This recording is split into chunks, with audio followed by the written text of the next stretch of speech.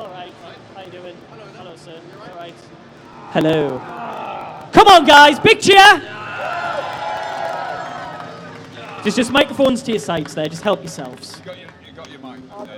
We've all got our microphones there. That's a very comfy sofa. Oh, very comfy indeed. I'm happy now. It's like being at the old people's home. It reminds me of the Nice. day room at the old people's home. Yeah, It's have a nice cup of tea. Yeah, but that, Would you just like a cup of tea? a dippy bicky would be very nice. Cup of tea would go down well, actually. Yeah, it would. I don't think I've got any. I've got some lollies. Do you want some lollies? I'm good. Oh, no, we were okay. What ones are they? They're just hard candy ones. Would you like a lolly? yeah. Yeah, you can have a lolly. I'll have a lolly. You all want them? No, Yeah, of no, course. no. There you go, Dan. Yeah, Dan, that's for you. Yeah. If you don't want them, what you can do, if you get anyone nice people at your stand, you can give them a lolly later on as well. A little present. There you go. Very kind. And you can have a second one because you want one for yourself. There you go. There you go. Flattery gets you everywhere, ladies and gentlemen. How are we doing, guys? Good, thank you. Very good, thank Good. you. All good? How's your day been so far? Busy. We've been very busy this morning, and then we did lots of lovely pictures, and then we did. What have we done? Something You were late, I was late. I was very Yep. late. Yeah. but busy, yeah. Yeah.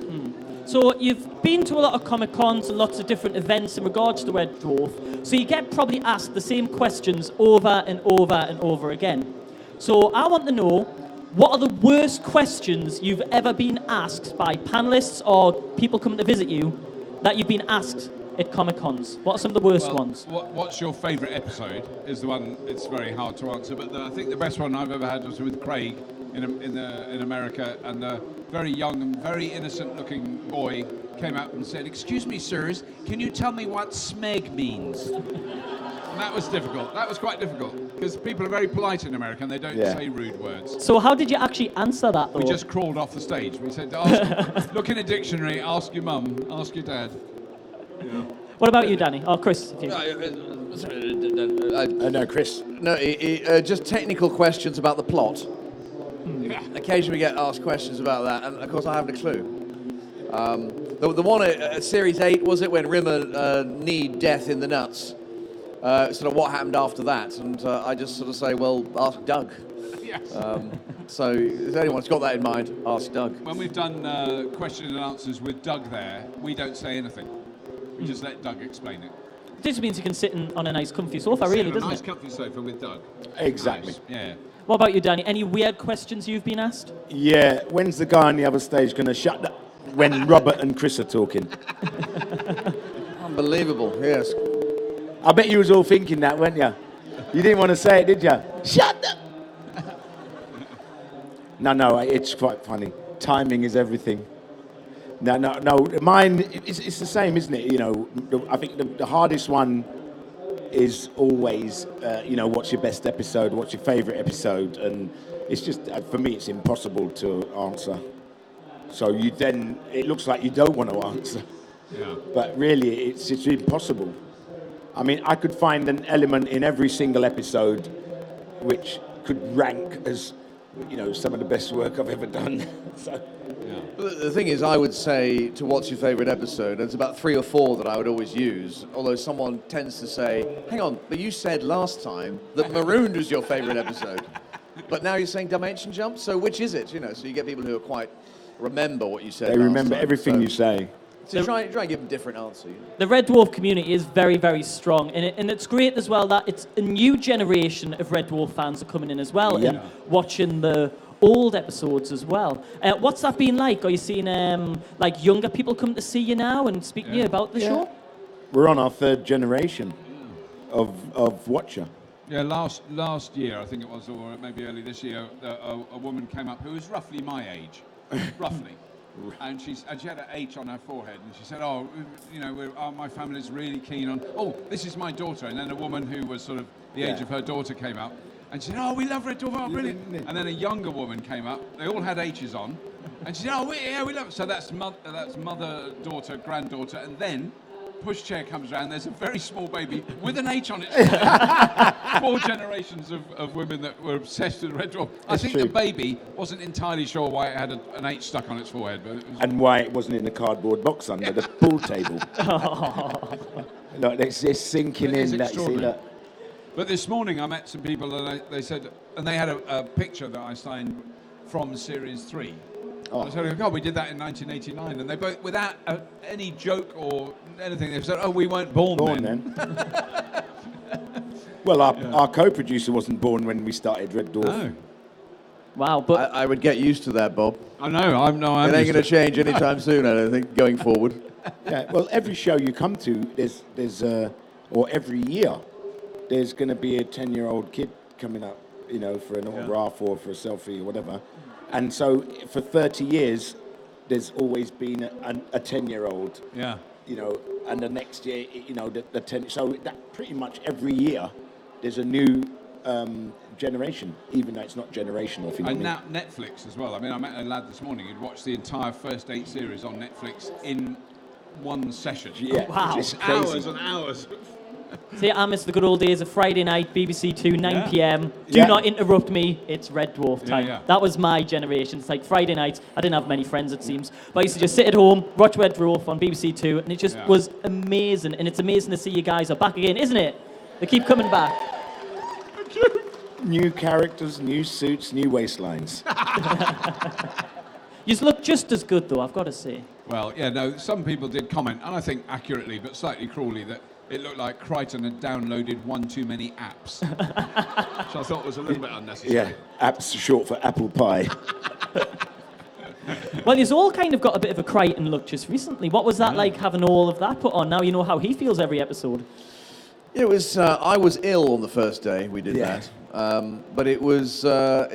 It was like being in a prison of latex, and then, you know, Swimming in sweat. swimming in sweat, glue sniffing. Yeah, 16 it's just, hours a day. Not pleasant, actually. We all got sick. I mean, we actually all got sick in that episode because it is quite strange because it was below zero outside. Yeah. So if you can imagine, we're in this warehouse sweating away, and as soon as they shout cut, you would just see 4 mechanoids running for the door to get some fresh air. And of course, the moment you went outside, all the sweat under your head turned to ice.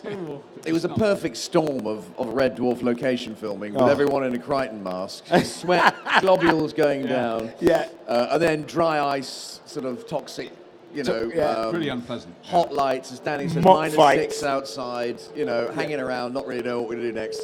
Apart from that, it's great. So that was the kind of the days we had the Crichton masks on. So yeah, the first day was a bit rough, and as I say, I retired early. But you know, this man, you know, deserves a medal for going through what That's he does. crazy. You know, many. think I'm a round of I'm applause, amazed. maybe. Yeah. I'm amazed he hasn't got. I'm amazed he hasn't got an OBE or an MBE yet No, please. I for don't want- services to stuntmen. For services to rubber. I mean, really. Fabulous. Does anyone in show business that you know work harder? I mean, forget movies when you're doing it for like 2 weeks, for 3 weeks. But you can name a character that, other than that guy in Beauty and the Beast, maybe. Yeah, I mean, it's also the technology has moved on, because when Tim Spall was in, he did one episode of Red Dwarf, it was amazing, it's such fun, but he wouldn't come in the makeup room when I was having makeup done, because he couldn't stand the smell, because he'd just done a film where he was dressed, he had a pig face stuck on him. And What's the it- smell of yeah, it, that- it freaks yeah. him out, doesn't it? Really, he said, oh, I can't do it, I could never do it again. But that was much harder, what he went through. He like 8 hours of makeup every day to get this pig snout, and he couldn't eat with that on, because he had a pig snout, so he had to have a straw fed down so he could drink some, you know, it sounded 10 times worse. Wasn't that Toad Hall or something? I can't remember what it was that Yeah, he yeah. did. He'd done it just before From that. The Wind in the Willows. Wind in the Could have been Willows. something like that, yeah. Yeah, I remember that. That was a while ago as well. Yeah, Yeah. it was a long time ago, yeah. Yeah. So talking about outfits, are you ever impressed with just the amount of detail people go into? I've seen some of the dimension jump shots when my friends go there all the time, Yeah. and some of the outfits that people wear. Are you ever Amazing. impressed with the amount of detail people go into? Yeah. Mate, I mean, there's so many it's costumes amazing. here today I've seen that are just extraordinary. I mean, really brilliant stuff, really well done. It's- The two and- Shreks, we just did pictures. Yeah, the but Shrek. The The Shreks two were Shreks just- are amazing. Oh, amazing. Yeah, they were sort of movie quality Yeah, the costumes and makeup, everything. Really brilliant. Very Uh, impressive. Yeah, and the girls in the wheelchair. Yeah. That's amazing. No, that was But fantastic. yeah, I mean, I remember my greatest memory, and it wasn't a Red Dwarf outfit, but I remember being at a convention one, and a family of Klingons, you know, mother, father, and daughter and son, in the most amazing makeup, and they gave me a cassette of how to speak Klingon. And there's a real language. It's really a language. And he gave me a cassette of it, how to speak Klingon. That's devotion. And the makeup was amazing. How did that go? Do you know any Klingon? I've not, mate. I'm having trouble with English. Because that was the very first convention I ever went to. It was with Craig in Chicago. And Yeah, it was I in was a at that very one. big hotel. Yeah, I was at that And- one. And I got in this lift. There was no one in it. I got in the lift and I was going up to floor 106 or something. And then a Klingon came in, who was in his Oh, I got a stocking lift feet one. was a black guy of about 6'8", but he had massive platform shoes on, so he had to duck to get in the lift. But he was with a very, very small white woman who was his interpreter, I discovered, on this very long lift ride. And he told me how, in Klingon, that he honoured my efforts and was, wanted to pass his respects to me, but he did it by going, and she would go, oh, he wants need to to say say that he it. honours your work It's true. in your show. And I was like, oh my God, how long is this lift ride? When are they going to? It was quite frightening. Well, my from the same show, I've got because that was the Hyatt Regency in Chicago, that right, hotel. yeah. Same hotel, different day, probably the same lift. So I'm in the lift, on my own, sort of going up. I think we were going up to my room Bloody after a tall long hotel, day. yeah. And it was just going up and out. All of a sudden, ding! But what happened was I'd met a couple of brothers from the hood, that were coming up. Do you remember that? Coming up to my room, right? Because we were going to go down to the mall. So anyway, there's about 4 of us in the lift, and all of a sudden there was some guests from the convention, and they walked in and they looked like the Golden Girls, So you just, excuse me, Mr. John Jules. We know you're off duty, but could we possibly get a photograph?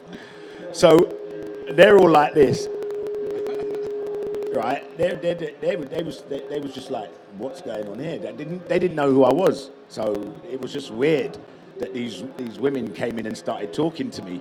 So they're all like, no one's moving in the lift, and so they go, thank you, Mr. John Jules, and have a nice day. And they all went out, and those guys were like, who are you, man? Who are you? They just didn't get it. But that's the power of Red Dwarf. And I mean, these women, the last people in the world you'd think that would be Red Dwarf fans. I clearly missed the Chicago experience. You did that. You did. God have knows to what go. would have happened if Chris Barry was in the lift. Oh, Ace. We actually love Ace, you. oh my God. Mary, get your camera out, honey. Do you What not a think guy. people will go up to you and go, Mr. Britas? It was a Ritas, so of course, yeah, but Colin from your part of the world. Yeah. That's the reason why I love the British Empire. It's just that's the only voice I can actually do, Mr. Britas, and that's about it. Excellent. Excellent. I try. If you ever want us for a reunion show, just to please Son and do that voice, I am more than available. You could be Colin's son, couldn't you? Yeah. It's a Geordie accent. Although you shouldn't look a bit too sort of, you don't have any sort of sores on you or anything. So A little bit gotta too catch green. up a bit. Well, Really, a well, bit too healthy. Yeah. little little bit too makeup. green beret. Hauling you back to Red Dwarf. Falling back to Red Dwarf, dragging you there, kicking and screaming. Well, you know what? I think I've spoken enough. Do we have any fan questions? Uh-oh. Nope, none. Sorry. What a shame. Uh-oh. I'm only kidding. I feel bad because I called you the beast next to the bell there. So you know what? You can ask the first question. Hi. So I recently got my son into Red Dwarf. He did the Netflix experience, but I was a first generation watching it on PPC 2. Do you guys really stick to the script during the episodes, or do you improvise quite a little bit? Word for word script. Very, very strictly scripted. We don't improvise at all. We only improvise. Well, it's not even really improvise. We don't improvise even in rehearsal. It would just be a conversation at the read through. Someone might think, well, it might put it to You Doug. certainly contribute to sort of playing with the script if Doug thinks, it needs a little bit of character input. But once it gets to the studio, because of the lighting cues and camera cues, it's got to be. Yeah, it's got to bang be on scripted. regimental. Yeah. There's been the odd end line that each of us has sort of, like, as we've run through, that we'll come up with something, Yeah. some little final little kick. And every now and then you'll do one, and then we'll look around at each other, and then we'll watch Doug, and he goes, yeah, Yeah. yeah. Yeah. And then quite often it's no. No. Not But funny. sometimes, very rarely. Very it's, rarely. Yeah. Keep that in. Put that I'm in. nicking that. Yeah, I'm nicking that. Yeah, or better. So No, it's not No. funny, Bobby. It's not funny. But that is literally one line per series. It's very rare. There have been scenes that we did. There was a scene I did with Craig where there wasn't really a script. It was Crichton saying to Lister when they were in the tank in Series 7 with the Canaries, and all that Crichton had to say was, "You don't know." And I don't know what? You don't know? What don't I know? There was no actual script for that. But that is so unusual. That was the only time I can remember that ever being a thing. But I did have a massive conversation about that when I was in Australia, and there was a woman who insisted that we ad-libbed and said it couldn't possibly be a script. And she did walk away not believing that that We it just make wasn't it up. ad-libbed. Yeah. And she just walked, no. Yeah. But there's a lot of rewrites. That's the other thing. When we first read a script, when we first get together, that's about 20% of that ends up on screen. So Doug will rewrite right up to the last minute. He's always rewriting, which is And what. sometimes you'll get a note in between the take, the audience are in, and the floor manager would come over and whisper in your ear, and say, look, Doug said, can you try this line in the next take? You say that to most actors, mate, and they sometimes they just pee themselves. We'll record a scene, Yeah, and then he'll rewrite it, and we'll record it again. I'll record it again. The new rewritten Because scene. he would say, and it was shit writing. No, we're going to do it again. Yeah. Yeah.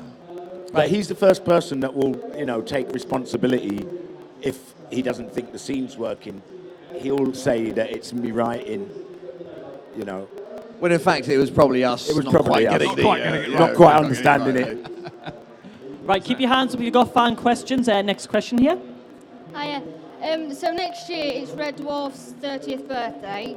I just wanted to know what should be your favourite moment of filming this whole series. It'll be what happens next year. That will be our favourite That's moment. gonna be the We're favourite still here. moment. I love your T-shirt as well.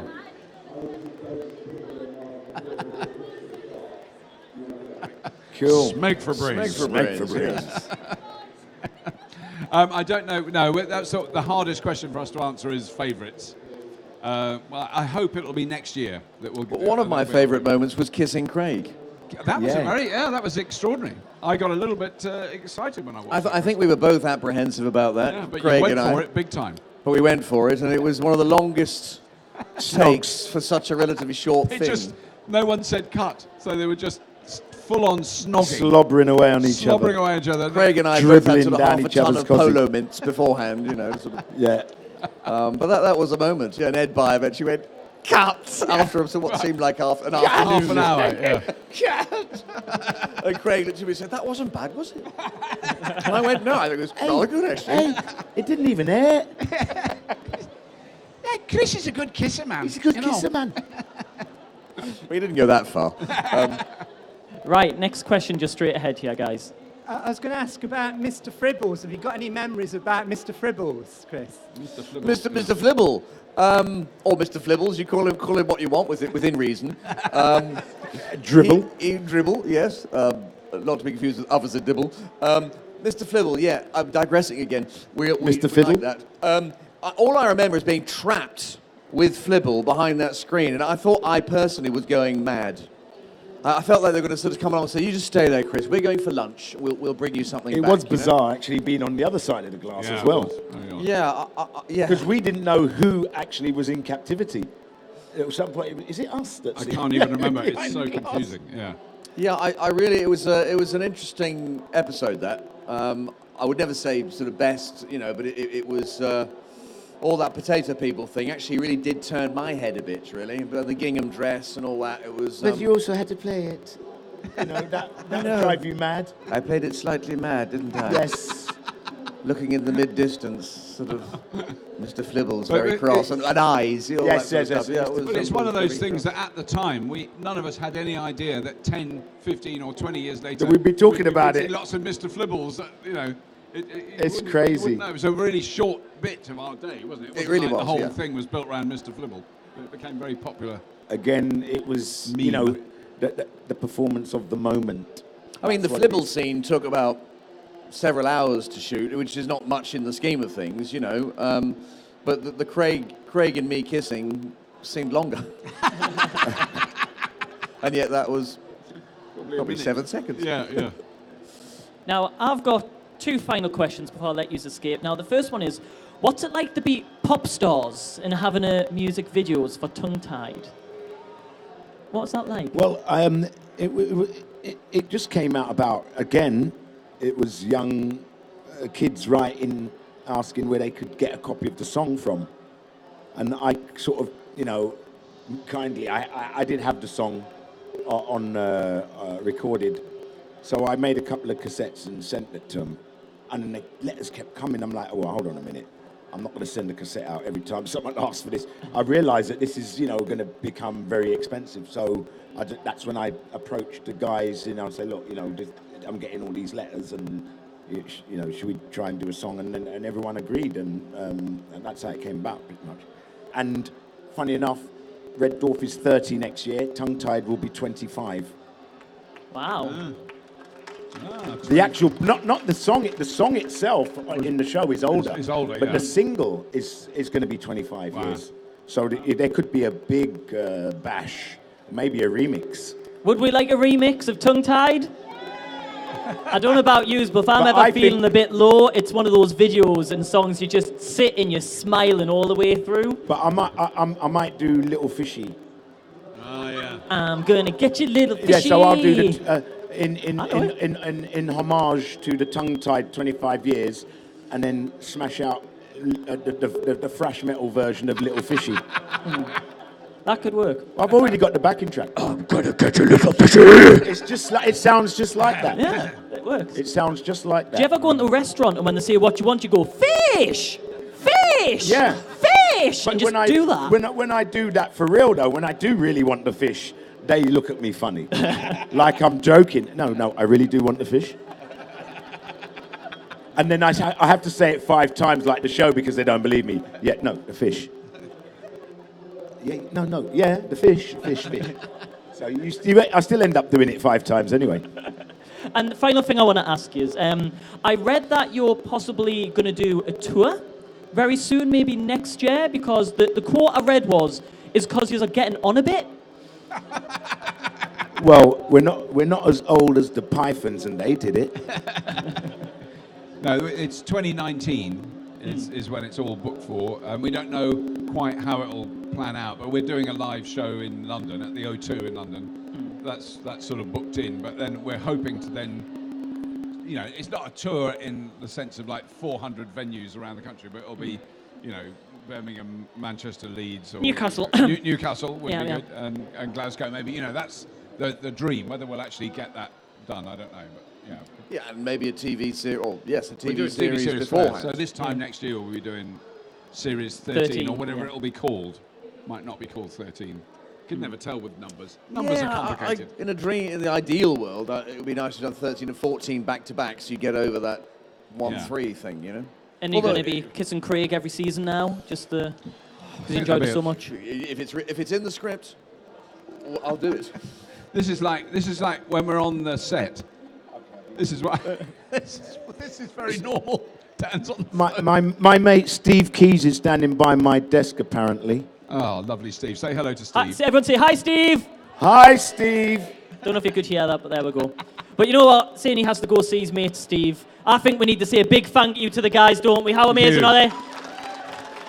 Come on, can you Thank you band very that? much. I'm gonna eat you, little fishy. Fish! I'm gonna eat you, little fishy. Yeah.